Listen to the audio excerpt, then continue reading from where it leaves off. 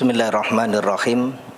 Assalamualaikum warahmatullahi wabarakatuh. Innal hamdalillah hamdan katsiran thayyiban mubarakan fih kama yuhibbu rabbuna wa yarda. Asyhadu an la ilaha illallah wahdahu la syarikalah wa asyhadu anna Muhammadan abduhu wa rasuluh. Allahumma salli wa sallim wa barik ala Muhammadin wa ala alihi wa sahbihi wa man tabi'ahum bi ihsanin ila yaumiddin. Qala Allahu ta'ala fil Qur'anil Karim, ya ayyuhalladzina amanu taqullaha haqqa tuqatih wa la tamutunna illa wa antum muslimun.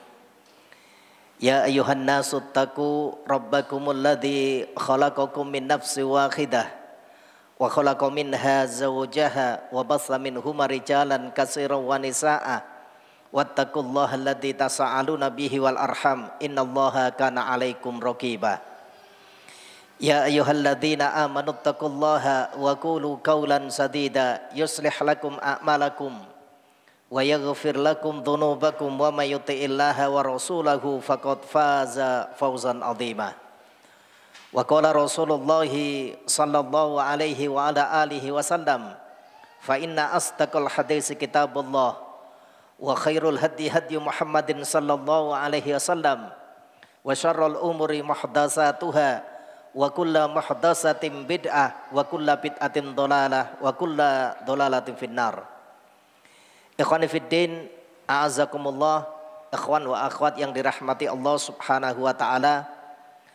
Syukur alhamdulillah, mari bersama-sama kita awali kajian di malam yang berbahagia ini dengan selalu memperbanyak syukur kehadirat Allah Subhanahu wa taala atas limpahan nikmat, atas limpahan karunia yang telah diberikan oleh Allah Subhanahu wa taala kepada kita, yang dengan nikmat dan karunia itu alhamdulillah di malam yang berbahagia ini kita dimudahkan oleh Allah Subhanahu wa taala bisa hadir untuk menjalankan kewajiban kita sebagai seorang hamba, yakni menjalankan ibadah sholat maghrib dengan berjamaah, kemudian bisa kita lanjutkan dengan tholabul ilmi. Mudah-mudahan hadirnya kita di tempat yang mulia ini dicatat oleh Allah Subhanahu wa ta'ala sebagai amal soleh di sisinya. Amin.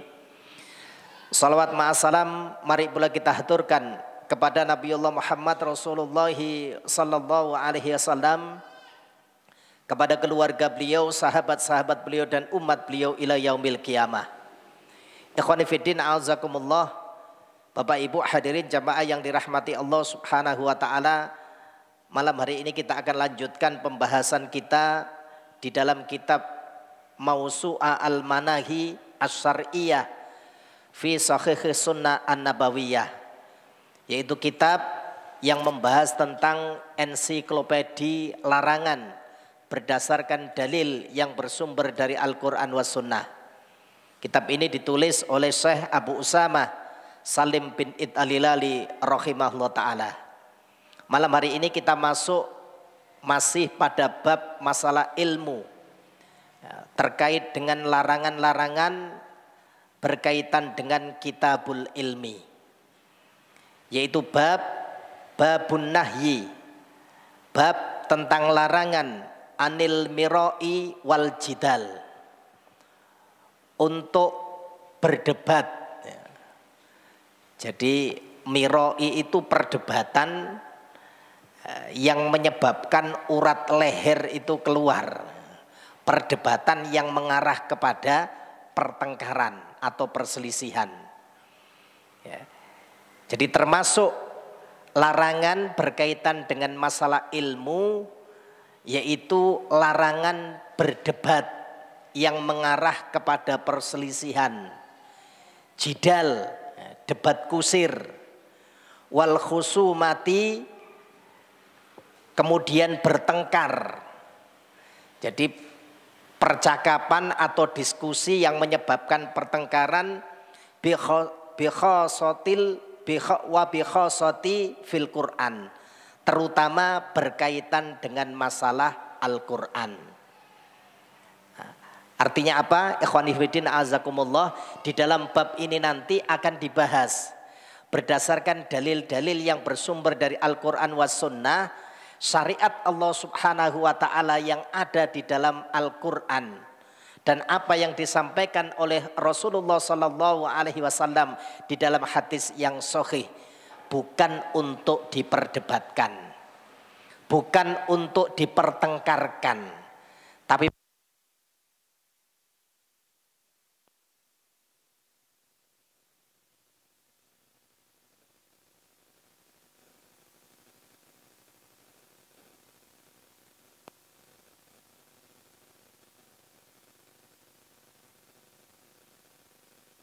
Allah terkait dengan bab ini. Syekh Abu Usamah Salim bin Al-Hilali rahimahullah ta'ala menukil firman Allah Subhanahu wa ta'ala di dalam surat Al-Baqarah, surat yang kedua, ayatnya 204 dan 205. Allah Subhanahu wa ta'ala berfirman, wa minan nasi, dan di antara manusia kata Allah, may yu'jibuka qauluhu fil hayati dunya. Ada orang yang dengan lesannya,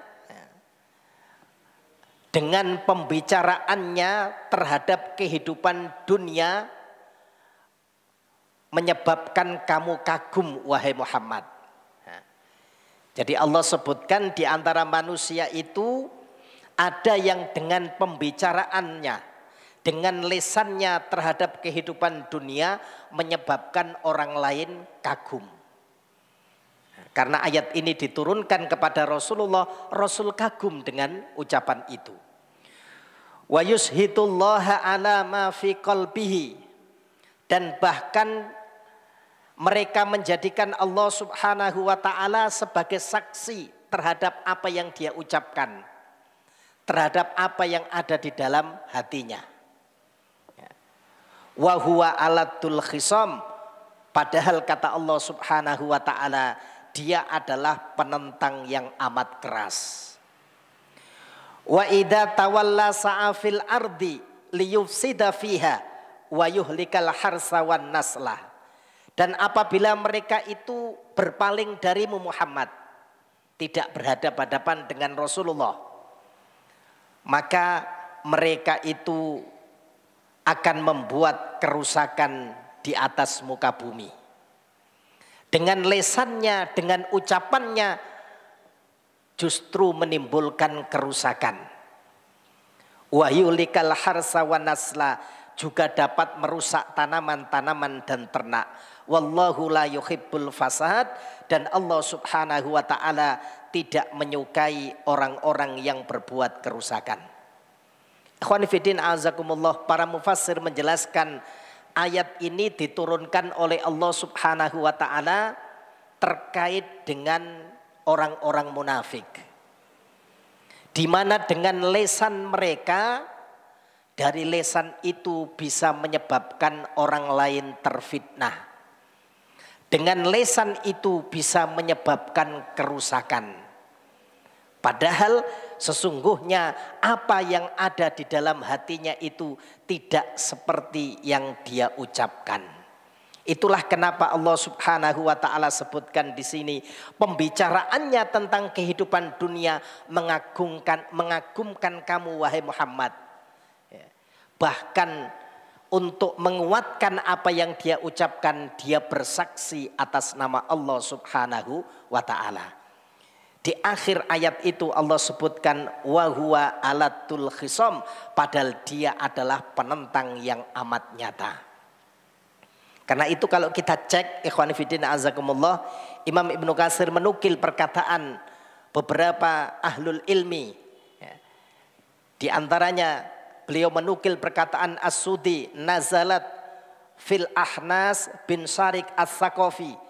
Ayat ini turun berkaitan dengan Ahnas bin Syarik As-Saqafi, yaitu seorang munafik. Ja'a ila Rasulillah sallallahu alaihi wasallam, dia datang kepada Rasulullah sallallahu alaihi wasallam dengan kepandaian berbicaranya, ya, dengan lancarnya ketika dia mengungkapkan apa yang ingin dia sampaikan, Rasul sampai kagum. wa adharul Islam, tampak zahirnya itu dia cinta kepada Islam, wa fi batinihi khilafu dzalik, tetapi apa yang ada di dalam batinnya sungguh sangat membenci Islam. Maka ini sekaligus menjadi dalil, ikhwan fillah azakumullah, larangan bagi kita yang kebetulan diberikan oleh Allah Subhanahu wa taala pengetahuan tentang sesuatu, kemudian pengetahuan itu kita gunakan untuk mendebat orang lain. Ini tidak boleh. Karena ayat ini turun berkaitan dengan orang-orang munafik yang suka bertengkar dengan lisannya, yang suka mendebat orang lain dengan lisannya agar orang itu kemudian kalah dengan apa yang dia sampaikan.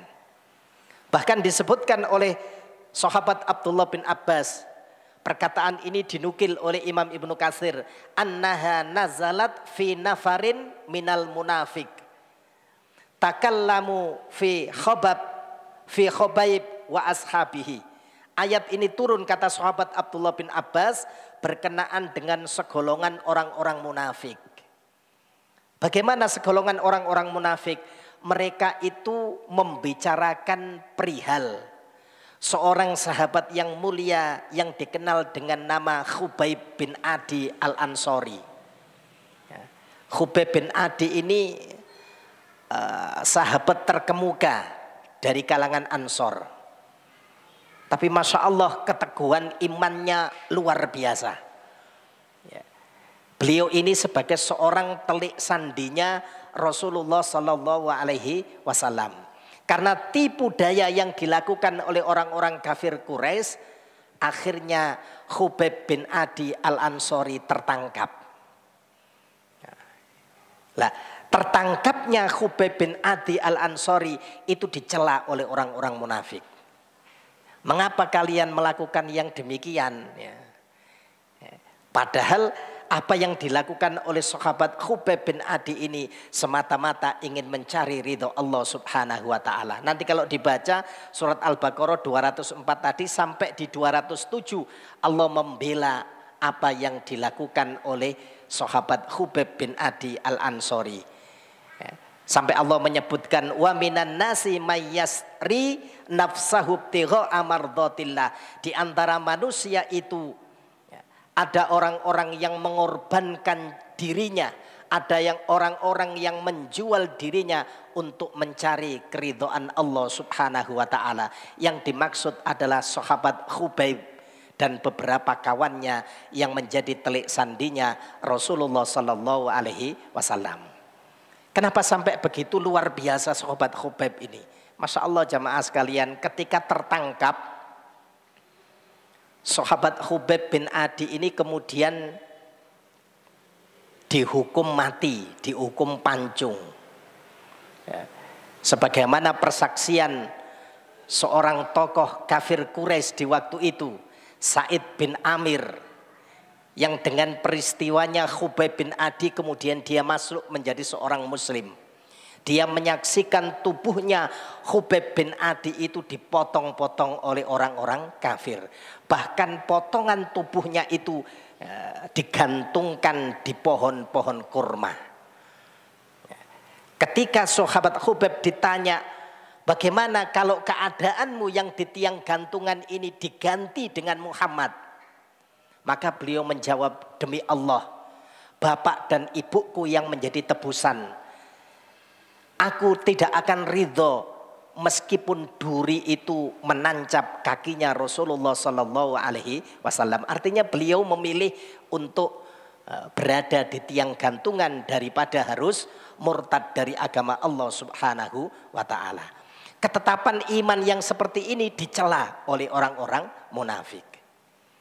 Bahkan disebutkan di dalam kisahnya sahabat Khubayb bin Adi, awal mula adanya sholat hajat itu karena sikapnya sahabat Khubayb bin Adi al-Ansori. Jadi beliau ditetapkan untuk dihukum gantung, dihukum mati. Maka beliau minta izin untuk sholat 2 rakaat sebelum menerima hukuman itu dan diperbolehkan oleh orang-orang kafir. Maka beliau sholat. Kata sahabat Khubayb bin Adi, kalau tidak karena aku khawatir diriku dianggap takut dengan gantungan ini, tentu aku akan memperpanjang sholatku. Itulah sebagian ahlul ilmi ada yang menyebutkan ketika kita mau melakukan satu urusan, diperbolehkan kita melakukan sholat berkaitan dengan urusan tersebut. Nah itu asal muasalnya adalah sikap yang dilakukan oleh sahabat Khubayb bin Adi al-Ansari radhiyallahu anhum. Ya, jadi sahabat Abdullah bin Abbas menukil ayat ini atau firman Allah di dalam surat Al-Baqarah ayat 204 sampai 205. Kemudian pembelaan Allah di 207 itu berkaitan dengan segolongan orang-orang munafik yang mereka mencela sahabat-sahabat Rasulullah, mencela orang-orang yang beriman karena teguhnya terhadap keimanan mereka. Maka tidak boleh jemaah sekalian, ya, sepandai-pandainya kita, setinggi-tingginya ilmu kita, maka jangan sampai kepandaian kita, pengetahuan kita pakai untuk berdebat, kita pakai untuk mendebat orang lain. Ya, sehingga orang lain itu seolah-olah kalah dengan diri kita. Agama ini ketika diturunkan oleh Allah Subhanahu wa ta'ala tidak dipakai untuk diperdebatkan, tidak dipakai untuk dipertentangkan. Masya Allah sangat indah bagaimana Allah Subhanahu wa ta'ala mensifati orang-orang yang beriman di dalam surat An-Nur misalnya. Surat An-Nur surat yang ke-24 ayat yang ke-51.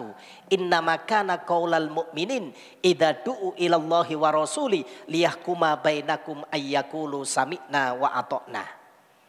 Hanya saja ucapan orang-orang yang beriman ketika mereka itu diajak untuk melaksanakan perintah Allah, untuk berhukum dengan perintah Allah dan Rasulnya, ucapan mereka itu satu.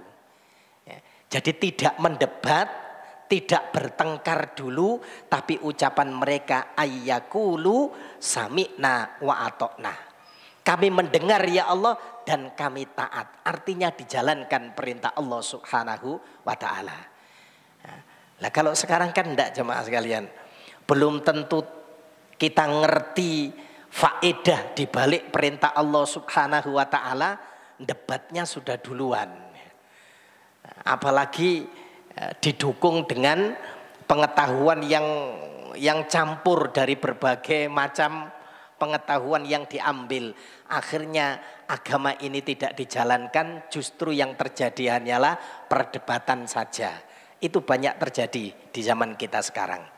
Ini dalil pertama yang dinukil oleh Syekh Abu Usamah Salim bin Id al-Hilali rahimahullah ta'ala berkaitan dengan larangan untuk al-mira'i, yaitu berdebat yang mengarah kepada perselisihan, wal jidal wal khusumah, kemudian bertengkar khususnya berkaitan dengan Al-Qur'anul Karim. Kemudian dalil yang kedua yang dinukil oleh Syekh Abu Usamah Salim bin Idalilali rahimahullah ta'ala adalah firman Allah Subhanahu wa ta'ala di dalam surat Maryam, surat yang ke-19 ayatnya 97. Allah Subhanahu wa ta'ala berfirman, fa innama yassarnahu bilisanika litubasyshira bihil muttaqina wa tundhira bihi qaumal ludda. Kata Allah Subhanahu wa ta'ala, sesungguhnya kami Muhammad telah memudahkan Al-Quran ini dengan bahasamu. Rasul dilahirkan di tanah Arab, di Jazirah Arabia, dan Al-Quran ini diturunkan oleh Allah Subhanahu wa ta'ala sesuai dengan bahasa yang difahami oleh Rasulullah. Apa tujuannya? Kata Allah Subhanahu wa ta'ala, litubasyshira bihil muttaqin, agar engkau memberikan kabar gembira kepada orang-orang yang bertakwa. Jadi Rasulullah sallallahu alaihi wasallam diutus oleh Allah Subhanahu wa ta'ala dengan membawa Al-Quran yang pastinya Rasul faham. Kenapa? Karena bahasa Al-Quran sesuai dengan lesannya Rasulullah. Belum tentu kalau Rasul itu diutus dari bukan orang Arab akan faham. Nggak akan sefaham orang yang sesuai dengan dialeknya. Tugasnya Rasulullah untuk memberikan kabar gembira. Kabar gembira bagi siapa? Bagi orang-orang yang taat, orang-orang yang bertakwa, orang-orang yang mengikuti syariat Allah Subhanahu wa taala. Yaitu kabar gembiranya berupa surganya Allah Subhanahu wa taala. Wa tungdhiru bihi qaumal ludda, sekaligus memberi peringatan kepada kaum yang membangkang, kaum yang suka mendebat, kaum yang suka bertengkar, kaum yang suka berkelahi. Nyatanya demikian jemaah sekalian. Rasul itu diutus pada satu kaum yang kita sebut dengan kaum jahiliyah. Ya. Bagaimana Allah Subhanahu wa taala sebutkan di dalam, misalnya di dalam surat 25, surat Al-Furqan, tentang keadaan orang-orang jahiliyah. Wa ibadur rahman alladzina yamsuna 'alal ardi hauna wa idza khatabahumul jahiluna qalu salama. Apabila orang-orang jahil itu menyapa dengan ucapan yang tidak senonoh. Orang jahiliyah itu pasti begitu jamaah sekalian. Ya, kalau bahasa kita ya orang abangan. Tapi kalau ditelusuri nggak didapati. Ya. Di dalam kamus bahasa Arab makna abangan itu nggak ada. Ya. Karena abangan itu sebetulnya dari asal kata abaa, orang yang enggan. Ya. Cuman orang Jawa tidak bisa mengucapkan kalimat itu dadi abangan. Orang yang enggan menjalankan syariat. Aba wastakbaro, sifat yang Allah sematkan kepada iblis laknatullah ketika diminta oleh Allah Subhanahu wa taala agar sujud kepada Nabiullah Adam. Aba wastakbaro, dia enggan bahkan sombong. Maka lanjutan ayat kemudian dia mendapatkan kedudukan sebagai orang-orang kafir. Dulu di zaman penjajahan itu ada santri, ada yang santri itu membangkang kemudian jadi abangan sekarang. Kira-kira orang jahiliyah juga seperti itu jemaah sekalian. Tapi Masya Allah ibadur rahman kalau ketemu dengan mereka qalu salama. Disapa dengan ucapan yang tidak baik, disapa dengan ucapan yang tidak senonoh, hamba Allah yang dipuji oleh Allah Subhanahu wa taala itu mengucapkan kalimat keselamatan. Jadi kaum yang membangkang itu seperti itu jemaah sekalian. Maka Rasulullah Shallallahu Alaihi Wasallam diutus itu tidak hanya memberikan kabar gembira bagi orang yang taat, sekaligus memberikan peringatan bagi kaum yang suka bertengkar, kaum yang suka membangkang, kaum yang suka mendebat. Orang-orang jahiliyah itu pinter sekali mendebat jemaah sekalian. Masya Allah luar biasa. Ya. Bahkan kalau kita membaca sejarah, ya, pengikut-pengikut Rasulullah Sallallahu Alaihi Wasallam itu bukan dari kalangan mayoritas loh jemaah sekalian.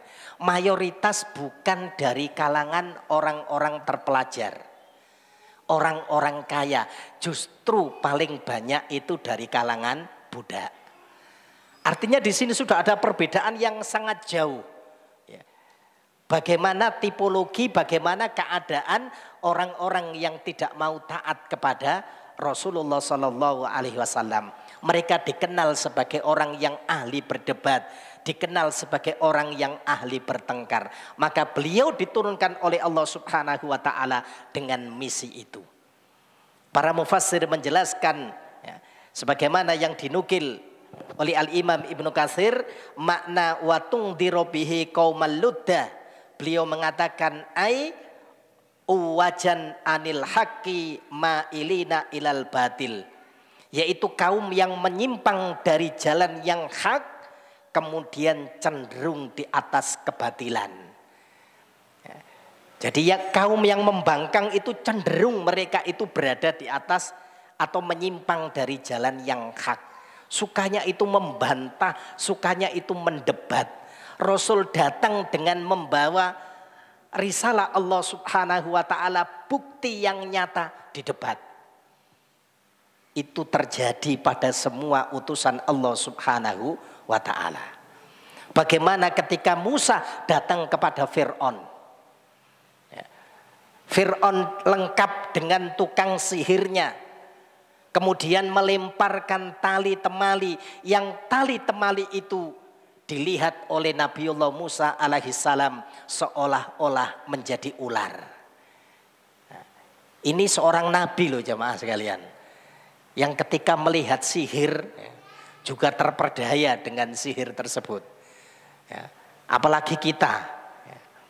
Maka jangan sekali-kali kita melihat atraksi debus yang leher itu ditusuk pisau dari sebelah kanan tembus sebelah kiri. Maka yang ada kita takjub, kagum, padahal itu adalah perbuatan setan laknatullah. Mata kita ditipu. Kok bisa Ustaz? Nabiullah Musa alaihissalam, seorang nabi yang mulia, seorang nabi yang berbicara dengan Allah Subhanahu wa taala, bahkan punya sebutan kalamullah. Seorang nabi yang masuk dalam kelompok nabi ulul azmi, terperdaya dengan sihir tukang sihirnya Fir'aun laknatullah. Maka kemudian Allah Subhanahu wa taala datangkan hujjah. Allah perintahkan Musa, lemparkan tongkatmu Musa. Maka tongkatnya Nabiullah Musa alaihissalam menjadi ular yang lebih besar, kemudian memakan ular yang kecil-kecil tersebut. Apakah itu bukan bukti? Bukti yang sangat nyata. Apa yang terjadi? Berimankah mereka? Tidak jamaah sekalian. Justru semakin besar pertentangannya kepada Nabiullah Musa alaihissalam. Bagaimana kaum Bani Israel ketika mereka dikejar oleh Fir'aun dan bala tentaranya. Tidak ada pilihan sudah. Di belakang mereka tentara Fir'aun, di depan mereka Laut Merah. Allah Subhanahu wa ta'ala datangkan bukti yang sangat nyata. Allah perintahkan Musa untuk memukulkan tongkatnya sehingga laut itu terbelah menjadi jalan. Sesuai dengan kaumnya Nabiullah Musa alaihissalam. Para ahli sejarah menyebutkan jalan itu terbelah menjadi 12 jalan. Sebagaimana sukunya Nabiullah Musa alaihissalam. Setelah mereka selamat dari peristiwa itu, berimankah mereka? Tidak. Mereka adalah kaum yang senantiasa membangkang. Hanya sebagian kecil saja yang kemudian beriman kepada Allah Subhanahu wa ta'ala. Itu pun terjadi pada misi yang dibawa oleh Rasulullah Sallallahu Alaihi Wasallam. Surat Al-Qamar, bagaimana Allah Subhanahu wa ta'ala menceritakan bulan itu terbelah menjadi dua atas permintaan orang-orang kafir. Dibelah dengan jarinya Rasulullah. Terbelah bulan itu jadi dua. Apakah mereka kemudian beriman? Tidak jamaah sekalian. Justru tuduhan itu diberikan kepada Rasulullah Sallallahu Alaihi Wasallam. Mereka mengatakan sihirnya Rasul itu semakin kuat, semakin hebat, sehingga bulan saja bisa dibelah menjadi dua. Nah, ini sebuah gambaran bagaimana Allah Subhanahu wa ta'ala terangkan kepada kita di dalam surat Maryam ayat yang ke-97. Rasul ketika diutus tidak hanya memberikan kabar gembira bagi orang-orang yang beriman, bagi orang-orang yang bertakwa, tapi sekaligus memberikan peringatan bagi kaum yang pembangkang, yang suka mendebat syariat Allah Subhanahu wa ta'ala. Dalil yang kedua ini juga menjadi dalil larangan untuk mendebat syariat Allah Subhanahu wa ta'ala. Kemudian dalil yang ketiga jamaah sekalian, Syekh Abu Usama Salim bin Italilali rahimahullah ta'ala menukil firman Allah Subhanahu wa ta'ala di dalam surat Az-Zukhruf Surat 43 ayat yang ke-58. Tentang ucapan orang-orang kafir Quraisy yang membuat satu perumpamaan Tuhan mereka dengan Nabiullah Isa alaihissalam. Padahal tidak ada hubungannya dengan dakwah yang disampaikan oleh Rasulullah. Rasul itu berdakwah, Rasul itu menyampaikan bahwasanya manusia ini diseru hanya untuk menyembah Allah Subhanahu wa taala. Tapi orang-orang kafir Quraisy mendebat dengan membuat perumpamaan yang gak nyambung dengan apa yang disampaikan Rasul. Apa kata mereka? Wa qalu alihatuna khairun am huwa ma dharabuhu laka illa jadala balhum qaumun khasimun. Kata Allah Subhanahu wa taala, ucapan orang-orang kafir Quraisy, manakah yang lebih baik antara Tuhan kami dengan Isa? Padahal seruan Rasulullah itu bukan mengajak manusia itu menyembah Nabiullah Isa. Mereka mau memelesetkan jemaah sekalian. Podo-podo maksudnya begitu. Isa itu tidak untuk disembah. Rasulullah itu mengajak manusia hanya menyembah kepada Allah Subhanahu wa taala. Maka apa kata Al-Quran? Ma dharabuhu laka illa jadala. Mereka tidak memberikan perumpamaan itu kepadamu Muhammad kecuali dengan maksud untuk membantah saja. Ya. Balhum qaumun khasimun. Sebenarnya mereka adalah kaum yang suka bertengkar, kaum yang suka mendebat, kaum yang tidak taat kepada perintah Allah dan Rasulnya. Nah, ini jamaah sekalian dalil-dalil yang diantaranya dinukil oleh Syekh Abu Usamah Salim bin Al-Hilali rahimahullah ta'ala berkaitan dengan bab ini. Kemudian dalil dari hadis yang menjelaskan larangan berkaitan dengan al-mirai, larangan berdebat, jidal dan bertengkar khususnya berkaitan dengan Al-Quran. Bagi mereka yang Allah Subhanahu wa ta'ala berikan pengetahuan, karena ini pembahasannya di dalam Kitabul Ilmi, yaitu sabda Rasulullah sallallahu alaihi wasallam yang diriwayatkan oleh Imam Bukhari, nomor hadisnya 2277 dari Ibunda Aisyah radhiyallahu anha, anin Nabi sallallahu alaihi wasallam qol, bahwasanya Nabi sallallahu alaihi wasallam bersabda, inna abghadar rijali ilallah. Kata Rasulullah, sesungguhnya orang yang paling dimurkai oleh Allah Subhanahu wa ta'ala. Jadi laki-laki yang paling dimurkai oleh Allah Subhanahu wa ta'ala, al-alatul khisam, yaitu orang yang gemar untuk berbantah-bantahan. Paling dimurkai oleh Allah. Jadi ketemu saudaranya gitu, wes isine debat, isine pertengkaran. Ya. Jadi tidak dibahas berkaitan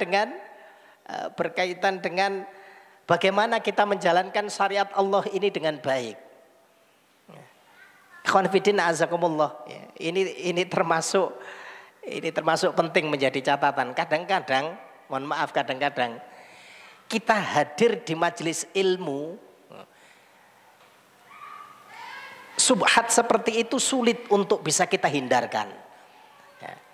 Kita hadir ke satu ustadz, dijelaskan perkataan seperti ini, kemudian kita hadir ke ustadz yang lain dijelaskan seperti ini. Akhirnya justru terjadi apa namanya jemaah sekalian? Ya sudah, yang paling selamat jika perkataannya itu mengandung subhat, hal yang enggak jelas antara yang hak dengan yang batil karena dikaburkan, ya jangan diambil perkataan itu. Ya, itu lebih selamat. Lah kita kadang-kadang hadir di satu majelis taklim. Sebetulnya itu adalah subhat atau talbisnya iblis ya di situ bagi ahlul ilmi. Agar dipertentangkan sesuatu yang sudah nyata-nyata datangnya dari Allah Subhanahu wa ta'ala. Makanya kami tadi dimintai nasihat, ya ana sampaikan seperti itu ya. Bagaimana kedudukan syariat Allah Subhanahu wa taala. Mau yang ideal atau mau yang tengah-tengah dulu. Sebab kalau yang ideal ini Masya Allah sulitnya bukan main. Misalnya antum diundang kepada satu acara, yang acara itu menurut ilmu yang datang kepada kita itu tidak diajarkan oleh Allah dan Rasulnya. Bagaimana sikap kita? Anak selalu bilang minta yang ideal apa enggak? Kalau minta yang ideal, buka firman Allah Subhanahu wa taala di dalam surat An-Nisa, surat yang keempat ayatnya 140. Wa qad nazzala 'alaikal kitab an idza sami'tum ayatillah yukfaru biha wa yustahza'u biha fala taq'udu ma'ahum hatta yakhudu fi hadisin ghairi. Sungguh Allah Subhanahu wa taala telah menurunkan kepadamu Muhammad Al-Qur'an ini. An idza sami'tum, apabila kamu mendengar ayat-ayat Allah ini diingkari dan diolok-olok, fala taq'udu ma'ahum, jangan kamu duduk bersama mereka hatta yakhudu fi hadisin ghairi, sampai mereka itu pindah kepada ucapan yang lain, berpaling ke ucapan yang lain. Pertanyaannya, berani tak ikhwan? Ini sudah acara dimulai, antum melihat di situ acaranya itu, wah ini nggak sesuai sunnah, terus antum keluar gitu, wah rame, apalagi pas acaranya berdiri. Anak ndak nyebut apa acaranya berdiri, antum terus keluar gitu. Itu ideal, tapi tidak semua kita mampu melakukan hal itu. Ya paling jelek ya taghyirul mungkar yang bisa kita lakukan. Merubah kemungkaran dengan lisan tidak mungkin, dengan tangan tidak mungkin. Yang paling lemah adalah kita mengingkari di dalam hati kita kalau perkara itu adalah perkara yang tidak diperbolehkan. Tahapan-tahapannya ada, tapi bukan dalam rangka untuk berbantah-bantahan. Tapi bagaimana kita melaksanakan apa yang Allah sampaikan di dalam surat An-Nur tadi, surat 24 ayat yang ke-51. Orang-orang yang beriman itu apabila diajak untuk berhukum dengan hukum Allah dan Rasulnya, untuk taat kepada perintah Allah dan Rasulnya, ucapan mereka ayyakulu sami'na wa atokna. Cuman kan tingkatannya berbeda. Ada yang imannya sangat tinggi, wah ini saya nggak hadir, nah, gitu. Nggak apa-apa kalau memang tidak menimbulkan madharat. Qadarullah, yang punya acara seperti itu saudara kita atau orang tua kita. Nggak berada di situ salah, berada di situ juga perkara yang tidak kita dapati dalilnya. Maka penting jamaah sekalian, sehingga tidak ada keadaan kita itu seperti di zaman Rasulullah dan para sahabat. Maka ketika mengambil sesuatu, ambillah yang memang sebagaimana Allah dan Rasulnya menjelaskan. Di dalam hadis ini Rasul mengisyaratkan bagaimana Allah Subhanahu wa ta'ala murka terhadap orang yang gemar dalam berbantah-bantahan, suka dalam berbantah-bantahan. Agama ini tidak untuk diperdebatkan, tidak untuk dipertentangkan, tapi bagaimana kita menjalankan agama ini dengan sebaik-baiknya. Kemudian hadis yang berikutnya, hadis yang diriwayatkan oleh Imam Ahmad, nomor hadisnya 137, dari sahabat Umar ibn al-Khattab radhiyallahu anna Rasulullah sallallahu alaihi wasallam, bahwasannya Rasulullah sallallahu alaihi wasallam bersabda, inna akhwafa ma akhafu ala ummati. Kata Rasulullah sallallahu alaihi wasallam, sesungguhnya yang paling aku takutkan dari umatku, kata Rasul sallallahu alaihi wasallam, kullu munafikin alimil lisan. Seorang munafik tapi pinter berbicara. Alimil lisan itu ilmu mantik gitu loh jamaah sekalian. Jadi dia memang mempelajari secara khusus. bagaimana ilmu berkaitan dengan dialek berbicara. Ya. Apa saja dia perdebatkan, pinter. Memang ada sebagian dari kalangan umat ini yang seperti itu. Ya, koyok-koyoke santri, ya. Tapi gak mau menjalankan perintah Allah Subhanahu wa ta'ala. Kalau diajak duduk untuk berdebat, Masya Allah luar biasa hebatnya. Karena memang dia belajar tentang ilmu itu, ilmu kalam, ilmu mantik. Ya. Nah, kalau sekarang menjadi ilmu apa itu jemaah sekarang? Yang dipelajari oleh sebagian dari saudara-saudara kita yang ada di perguruan tinggi. Ya. Pinter mereka. Ya. Ya. Maka hati-hati dengan perkara itu. Apa para ulama dahulu mereka orang-orang yang tidak pandai untuk berbicara? Masya Allah. Mereka orang-orang yang luar biasa. Tapi agama tidak untuk diperdebatkan. Masya Allah ketika mereka beribadah khusyuk dalam ibadahnya. Ya. Al-Imam Asy-Syafi'i rahimahullah ta'ala. Masya Allah luar biasa khusyuknya. Ya. Meskipun didapati hadis yang menjelaskan kalau kita membaca Al-Quran itu tidak boleh lebih dari 3 hari, ya. Maksudnya kurang dari 3 hari khatam. Tapi Al-Imam Asy-Syafi'i itu memang selalu mengkhatamkan tidak lebih dari 3 hari. Masalahnya beda dengan kita jamaah sekalian. Kita sampai usia tua seperti ini, ya. Al-Quran itu di luar kepala kita memang.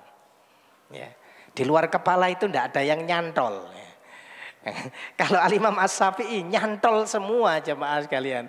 Jadi kalau membaca Quran Masya Allah luar biasa. Faham dengan apa yang beliau baca. Lah kita ini baca Quran kadang-kadang tidak faham yang kita baca. Makanya ketika Rasul ditanya oleh sahabat Abdullah bin Amr bin Al-As, ya Rasulullah berapa lama saya mengkhatamkan Quran? Maka Rasul sampaikan, khatamkan Al-Quran itu dalam waktu 1 bulan. Rasul tidak memberikan jangka waktu yang lebih lama loh jemaah sekalian. 1 bulan. Ya Rasulullah, kalau 1 bulan itu ringan ya Rasul bagi saya. Maka Rasul kemudian berikan penyempitan, kalau begitu khatamkan Al-Quran dalam waktu 20 hari. Kalau 20 hari ya Rasulullah itu ya ringan bagi saya ya Rasul. Kalau begitu khatamkan Al-Quran dalam waktu 15 hari. Ini 15 hari jamaah sekalian berarti per hari itu 2 juz. Ya. Ba'dal subuh 1 juz, nanti ba'dal maghrib 1 juz. Kalau itu antum rutin ya, maka pasti nanti di akhir bulan khatam. Kadang-kadang setahun gak khatam Ustaz. Ramadan saja kadang-kadang kepotong gitu. Tapi bagi seorang sahabat Abdullah bin Amr bin Al-As, kalau 15 hari ya Rasul itu terlalu ringan bagiku. Kalau begitu kata Rasul, khatamkan Al-Quran ini dalam waktu 10 hari. Kalau 10 hari berarti 1 harinya 3 juz. Ya. Antum ba'dal subuh 1 juz. Ya enggak banyak 1 juz itu 10 lembar lah jemaah sekalian. 10 lembar ya lumayan lah. Ya. Mungkin setengah jam gitu. Duduk selesai subuh setengah jam. Nanti ba'da duhur pas istirahat kerja ya, 1 juz lagi. Nanti ba'dal maghrib 1 juz. Itu kalau rutin kita lakukan maka nanti 10 hari khatam. Kata Abdullah bin Amr bin Al-As, ya Rasulullah kalau 10 hari ringan ya Rasul. Kalau begitu khatamkan Al-Quran ini dalam waktu 7 hari. Riwayat yang lain menyebutkan khatamkan Al-Quran dalam waktu 3 hari. Jangan lebih dari itu. Karena kamu tidak akan mampu mengambil hikmah dari apa yang kamu baca. Kalau 3 hari jamaah sekalian berarti per hari itu 10. Suwe jemaah sekalian, suwe. Nah, karena lama itu orang Indonesia rupanya cerdas-cerdas. Alah kesuwen Ustadz kalau 3 hari. Kami bisa menghatamkan cukup 1 jam. Caranya gimana? Ngumpul 30 orang dapat kebagian 1 juz. Selesai. Orang Indonesia memang pinter-pinter ya Mas sekalian. Nah, tapi kan tadi tujuannya itu bagaimana kita sebagai hamba Allah mengambil pelajaran dari Al-Quranul Karim. Ya, antum rutinkan. Ikhwan fillah azakumullah. Perkara yang kecil mungkin menurut kita, tapi itu besar di hadapan Allah Subhanahu wa taala. Ya. Nanti antum baca bagaimana resep yang ditawarkan ya, oleh Al-Imam Ibnu Qayyim di dalam kitab Zadul Ma'ad ya, jilid yang keempat bagian yang akhir. Ya, salah satu nasihat beliau, kalau kepingin kita ini dimudahkan oleh Allah Subhanahu wa taala, digampangkan rizkinya, ya salah satunya ya apa namanya? Sholatul lail ya. Sholat di malam hari di saat manusia itu dalam keadaan tidur. Ya. Kemudian yang kedua, aksaru bil istighfar. Perbanyak kalimat istighfar. Ini kalau menurut Al-Quran di dalam surat Ad-Dariyat, surat 51 ketika Allah mencirikan orang-orang yang beriman, ayat yang ke-18 itu, wabil asharihum yastaghfirun. Ya, di waktu sahur itu yang paling bagus yang dibaca itu bukan baca Quran. Ya, ini nurut surat Ad-Dariyat tadi. Wabil asharihum yastaghfirun. Dan di waktu sahur mereka itu beristighfar kepada Allah Subhanahu wa taala. Jadi ada waktu-waktu tertentu kapan kita baca Quran, kapan kita beristighfar kepada Allah Subhanahu wa taala. Nah, kemudian memperbanyak membaca Al-Quranul Karim. Itu kalau dirutinkan jamaah sekalian, wah luar biasa. Ba'dal subuh, habis sholat subuh, ya, duduk sebentar, enggak kuat Ustadz kalau saya harus 3 juz sehari. Ya sudahlah 1 juz. Maka ba'dal subuh, apa namanya, setengah juz, nanti ba'dal maghrib setengah juz. Nah, berarti 5 lembar. 5 lembar itu berarti ada 10 halaman. Ya, cukuplah nek 10 halaman itu lebih ringan, nanti 1 bulan insya Allah khatam. Akhirnya antum hafal dengan bulan Hijriah. Oh sekarang itu Syawal sudah lewat, karena sudah melewati 30 hari. Sudah lewat, sekarang sudah masuk Dzulqa'dah. Kenapa? Karena kita baca Al-Quran tadi. Oh saya sekarang juz berapa ya? Oh berarti ini kira-kira bulan Syawal, bulan Dzulqa'dah kurang sekian hari. Oh Masya Allah, nikmat hidup kita. Itu ya khawanifiddin azakumullah. Jadi Rasul Sallallahu Alaihi Wasallam sampaikan di sini, termasuk perkara yang beliau takuti adalah dari umat beliau seorang munafik yang pandai bersilat lidah, yang pandai berbicara. Baik, ikhwan fillah azakumullah, kita lanjutkan sedikit. Masih pada dalil-dalil yang bersumber dari hadis terkait dengan larangan untuk berdebat, larangan untuk jidal, larangan untuk bertengkar khususnya dalam masalah Al-Quran. Dalil yang berikutnya adalah hadis yang diriwayatkan oleh Imam Abu Dawud. Nomor hadisnya 3987 dari sahabat Abu Hurairah radhiyallahu anin Nabi sallallahu alaihi wasallam qala al-mira'u fil Qur'an kufrun. Kata Rasulullah sallallahu alaihi wasallam, berbantah-bantahan dalam Al-Qur'an dapat menyeret kepada kekufuran. Meskipun sebagian ulama hadis ada yang melemahkan hadis ini, tapi secara makna sahih. Ketika kita ini berbantah-bantahan berkaitan dengan Al-Qur'an, maka yang terjadi adalah keraguan-raguan terhadap ayat-ayat Allah. Padahal di dalam surat Al-Baqarah itu la raiba fihi hudal lil muttaqin. Al-Qur'an ini di dalamnya tidak ada keraguan, sedikit pun tidak ada. Ketika seseorang itu berbantah-bantahan, apalagi sampai membenturkan ayat satu dengan ayat yang lain.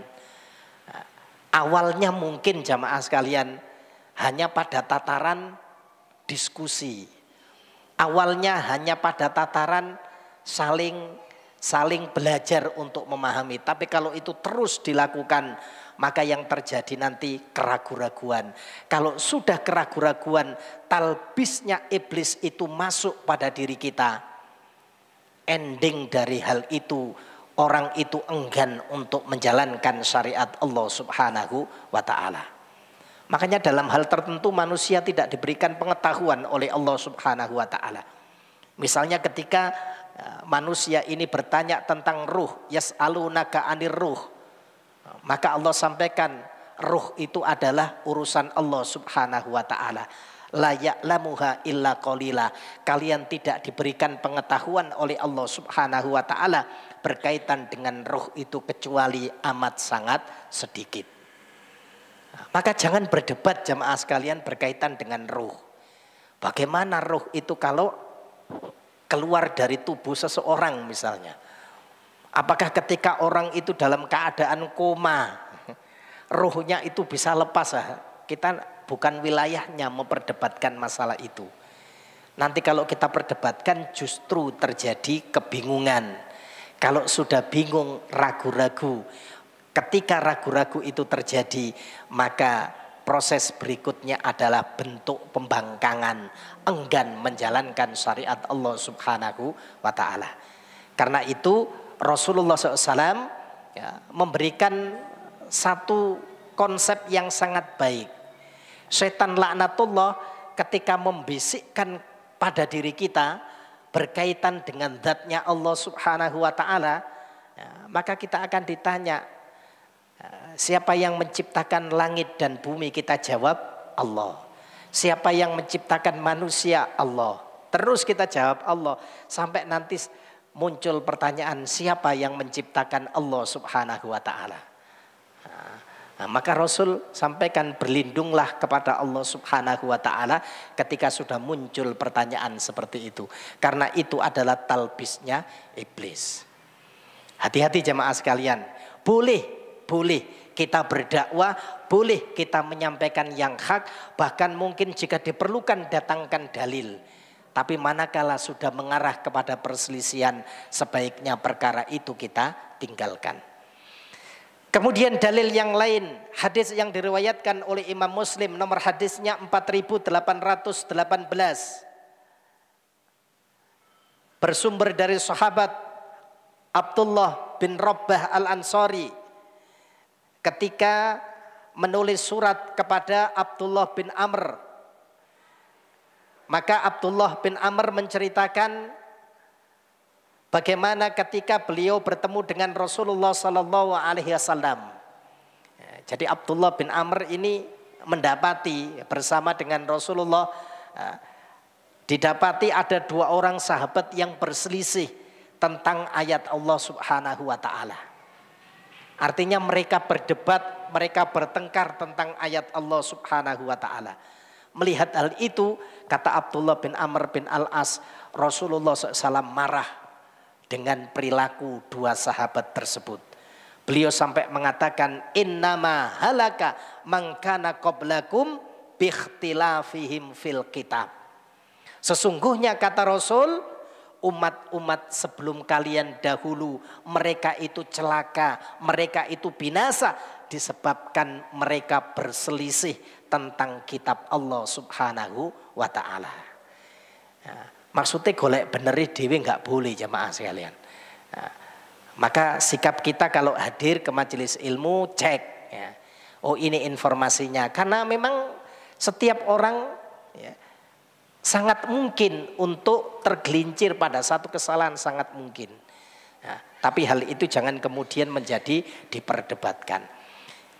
Ikhwan fillah azakumullah, dari dalil-dalil tersebut maka kemudian Syekh Abu Usamah Salim bin Italilali rahimahullah ta'ala menyebutkan faedah ya, berkaitan dengan bab ini. Jadi dalil dari Al-Quran sudah disebutkan, dalil dari hadis sudah disebutkan, maka faedahnya kata beliau, yang pertama larangan jidal, larangan berdebat tanpa hujjah, tanpa adanya dalil. Ya. Adapun ketika kita proses untuk membantah orang lain supaya tidak menyebabkan fitnah dengan perkataannya. Karena ada jamaah sekalian. Ya. Dan ini spesialisnya ustadz-ustadz kita ada yang di bagian begini. Ya. Jarang tampil untuk menyampaikan taklim, tapi ahli ketika nulis dalam rangka membantah penyimpangan-penyimpangan yang terjadi, tuduhan-tuduhan ya, atas kesesatan satu pemahaman misalnya.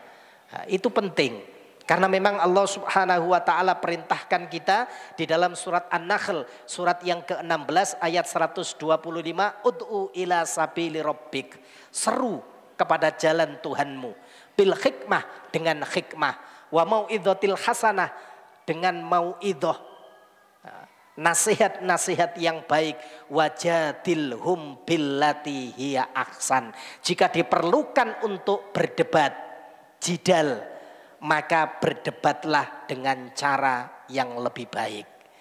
Inna rabbaka huwa a'lamu biman dhalla an sabili wa huwa a'lamu bil muhtadin.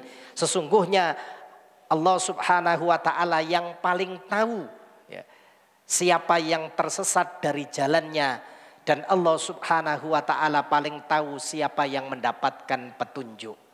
Boleh jamaah sekalian, tetapi harus dengan hujjah, tidak semata-mata karena nafsu, karena egois yang ada pada diri kita. Kemudian dalil yang lain tentang bolehnya kita ya, menunjukkan hujjah itu disebutkan oleh Allah Subhanahu wa taala di dalam surat Al-Ankabut surat yang ke-29 ayat yang ke-46. Allah Subhanahu wa taala berfirman, wala tujadilu ahlal kitabi, jangan kamu mendebat ahlul kitab illa billati hiya ahsan, kecuali dengan cara yang lebih baik. Kemarin sudah ada pembahasannya jamaah sekalian, bagaimana sikap kita terhadap ahlul kitab. Tidak boleh tidak boleh membenarkan, juga tidak boleh mendustakan. Jika apa yang tertulis di dalam kitabnya itu sesuai dengan Al-Qur'anul Karim, sesungguhnya kitab itu belum diubah. Jadi kita tidak membenarkan mereka, tapi memang itu sama dengan Al-Quran, berarti itu masih belum diubah oleh ahlul kitab. Artinya kita tidak termasuk orang yang mendustakan. Jadi tidak boleh mendustakan, juga tidak boleh membenarkan. Nah, kalau perkataan mereka itu sama dengan apa yang Allah tuangkan di dalam Al-Quran, ya itu sesungguhnya adalah kalam Allah Subhanahu wa taala yang dahulu memang Allah turunkan kepada nabi-nabi terdahulu. Illalladzina dzalamu minhum, kecuali terhadap orang-orang yang berbuat zalim di antara mereka. Wa qulu amanna billadzi unzila ilaina wa unzila ilaikum wa ilahuna wa ilahukum wahidun wa nahnu lahu muslimun. Kalau mereka berbuat zalim, katakan kami beriman kepada kitab yang Allah Subhanahu wa taala turunkan kepada kami, dan kami beriman kepada kitab yang telah Allah turunkan kepada kalian. Karena mereka kan pengikut agama samawi, ya. Nabi-nabi terdahulu. Tuhan kami dan Tuhan kamu adalah satu, hanya kepadanya kami berserah diri. Nah, jadi fadl kalau mau mendatangkan dalil, tapi bukan untuk bertengkar dalam hal itu. Kemudian faedah yang kedua jamaah sekalian, berdebat tentang Al-Quran dapat menyebabkan keraguan-raguan. Ya, apalagi nanti Quran ya, dibenturkan dengan hadis. Ya, yakin kalau hadis itu hadisnya sahih, ya, maka tidak akan mungkin bertentangan dengan Al-Quranul Karim. Ya. Jadi apakah orang yang meninggal bisa mengambil manfaat dari apa yang dilakukan oleh anaknya? Ya lihat dalilnya ada apa tidak. Nah, misalnya Allah Subhanahu wa taala sebutkan wa an laisa lahum lil insan illa ma sa'a. Ya. Seseorang itu tidak akan memperoleh kecuali dari apa yang sudah dia upayakan. Nah, bagaimana hadis menjelaskan ternyata anak itu adalah termasuk hasil usaha dari orang tua. Artinya kalau anak itu melakukan satu kebaikan, itu kan usahanya orang tua. Orang tuanya dapat, itu ya enggak apa-apa, wong dapat. Hatta tidak perlu untuk diberikan ke orang tuanya dapat. Apalagi ada hadis yang menyebutkan man sanna sunnatan fil Islam hasanatan. Barang siapa yang memberikan contoh di dalam Islam, contoh yang baik, falahu ajru. Orang itu dapat pahala. Plus pahala orang yang mengikuti dia tanpa dikurangi sedikit pun. Orang tua ngajarkan kita apa? Ngajarkan kita suratul Fatihah. Berarti orang tua kita dapat pahala dari ilmu yang diajarkan. Kok kita anaknya itu kemudian mengamalkan hal itu dapat double. Dapat dari yang diajarkan, dapat dari yang diamalkan oleh anaknya. Kok orang tua kita juga mengamalkan? Ya double lagi jamaah sekalian. Loh Ustaz, bagaimana kalau anaknya itu diajari Al-Fatihah, tapi ternyata Al-Fatihah itu dipakai dukun. Nah, berarti tidak masuk. Orang tua tidak dapat dosanya. Wa an laisa lahum lil insan illa ma sa'a. Wong ngajarkan yang baik kok kemudian dapat yang jelek, enggak. Nah, jadi ada batasan-batasannya jemaah sekalian.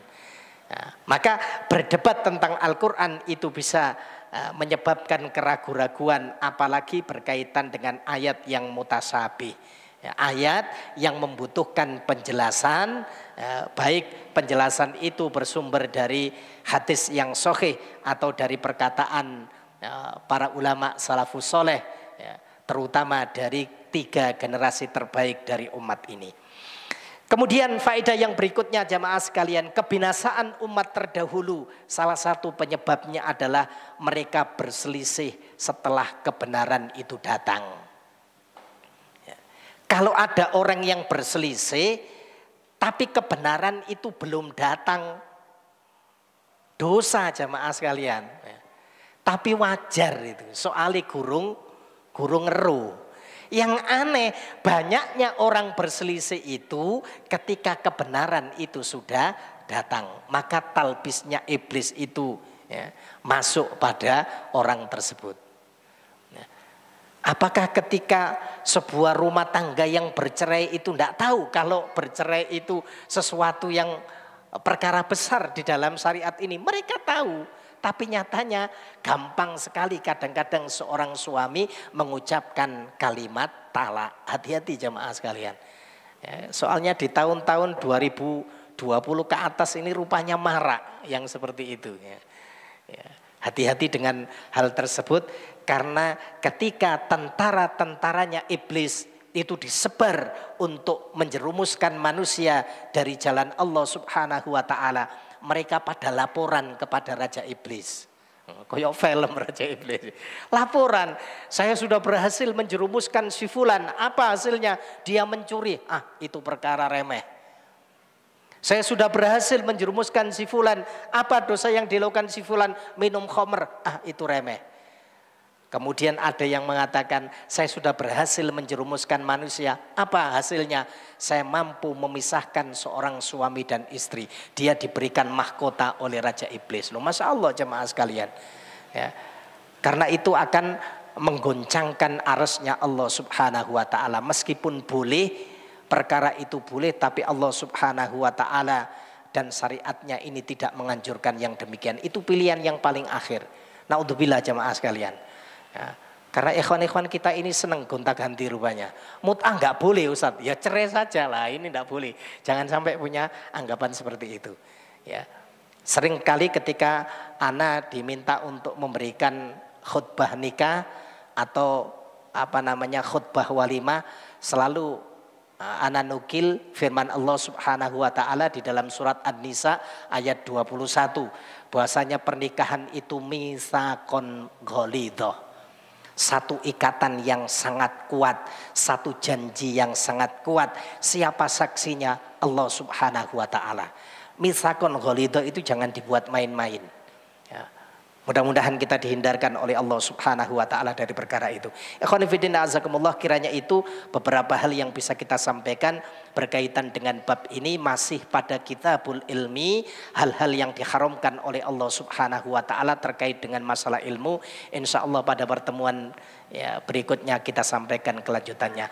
Demikian yang bisa kita sampaikan, kita akhiri dengan doa kafaratul majlis. Subhanaka Allahumma wa bihamdika asyhadu an la ilaha illa anta astaghfiruka wa atubu ilaik wa akhiru da'wana anil hamdulillahi rabbil alamin. Billahi taufiq wal hidayah. Assalamualaikum warahmatullahi wabarakatuh.